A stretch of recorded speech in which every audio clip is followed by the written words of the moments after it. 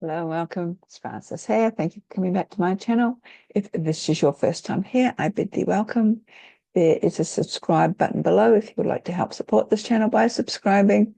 Also a bell to be notified as to when I upload more content.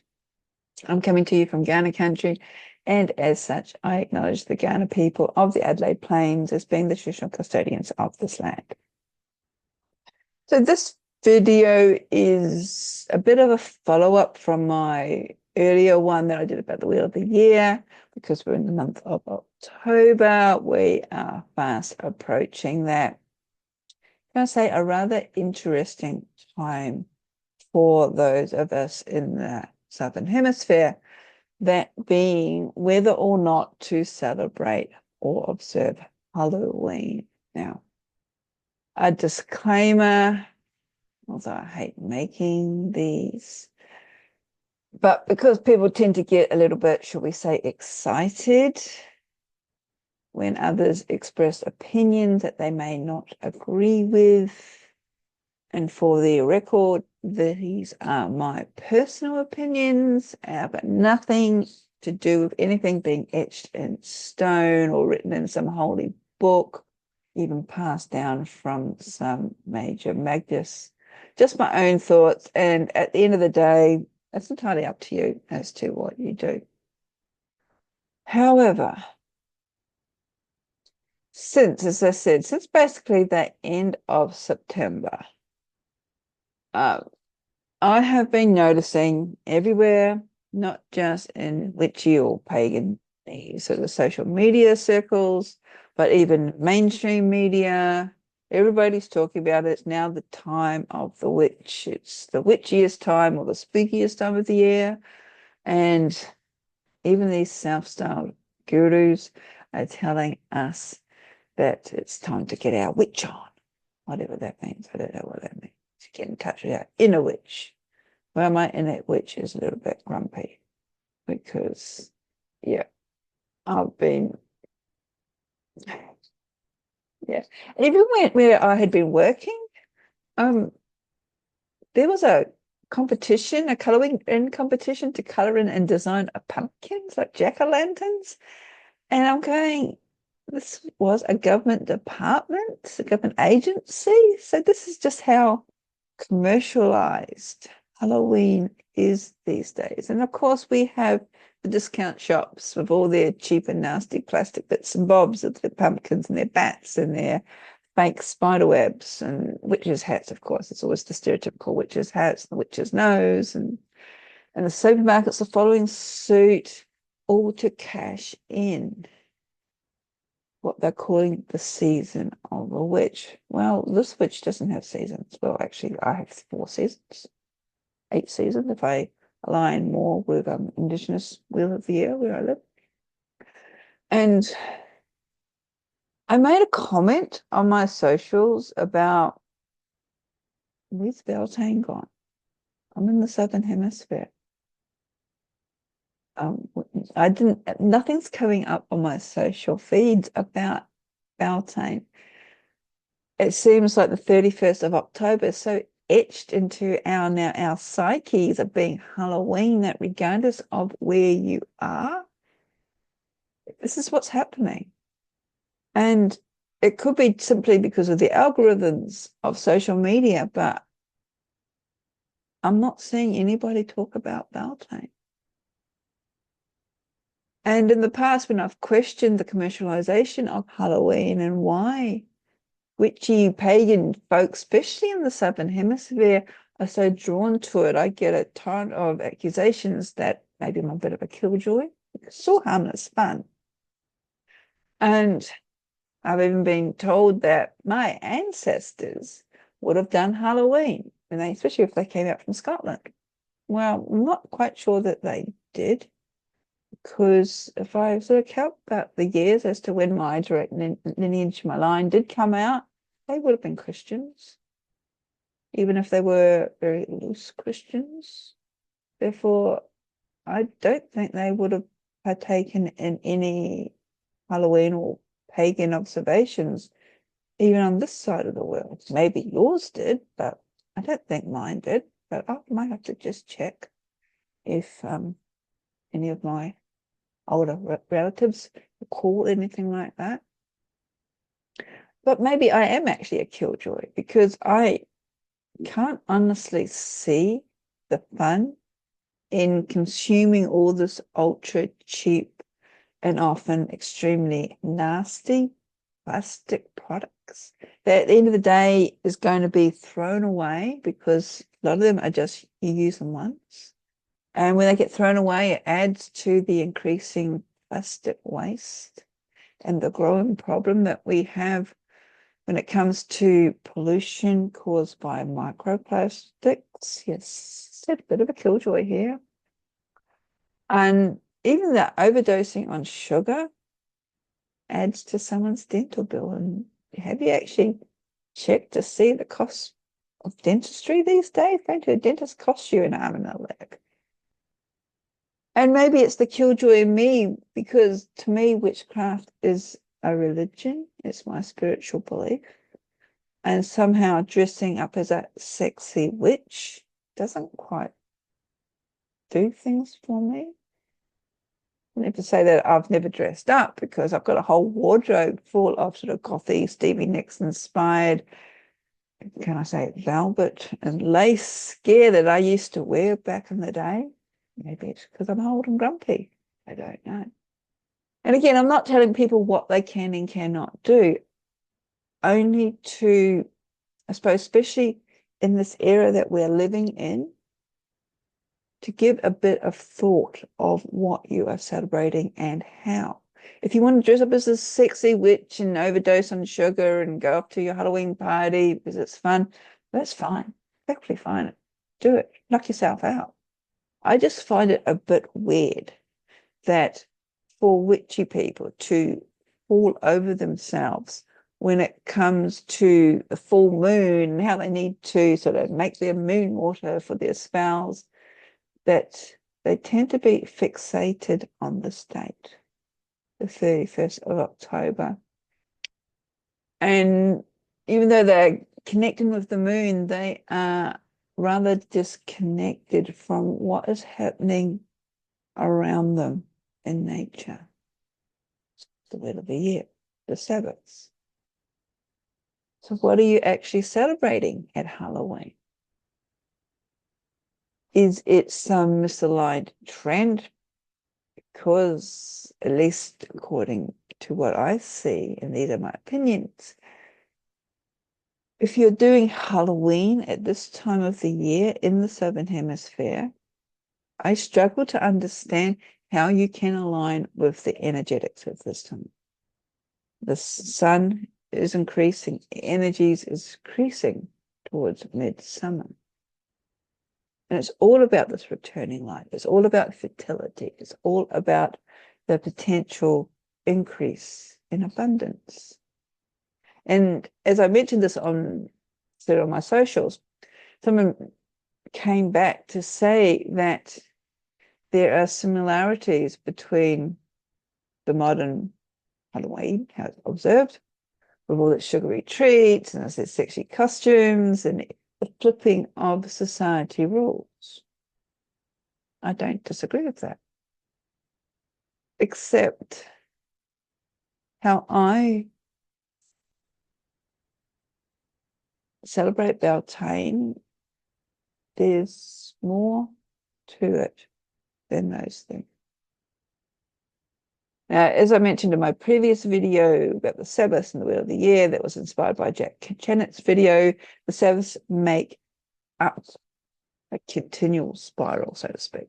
They are not isolated observances. They relate to each other on the greater whole, as well as other layers, the seasons observed the year earlier and those yet to come, and also mirror what has happened 6 months on the other side. And I also had another response from someone saying that maybe people are connecting in with the word Halloween as opposed to the energies that are being circulated, which to me, I'm probably going to get myself shot down in flames for this, it seems very superficial. And is this what witchcraft is being reduced to? A very superficial interpretation that it's a trend, but then I suppose it's always being perceived as a trend from the outside world that someone will get over.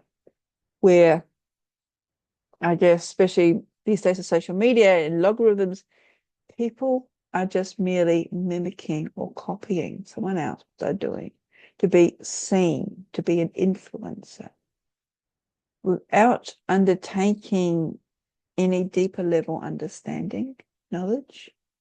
I said, if you know the wheel of the year and you know that it's Beltane and you still want to dress up as a sexy witch, overdose on sugar, and go to Halloween costume, I have no problems with that.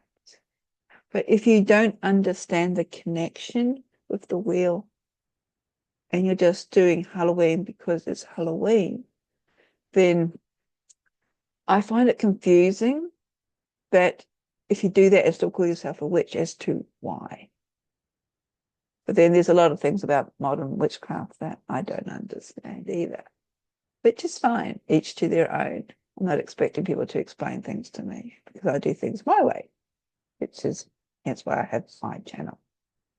I'm just asking people to sort of think.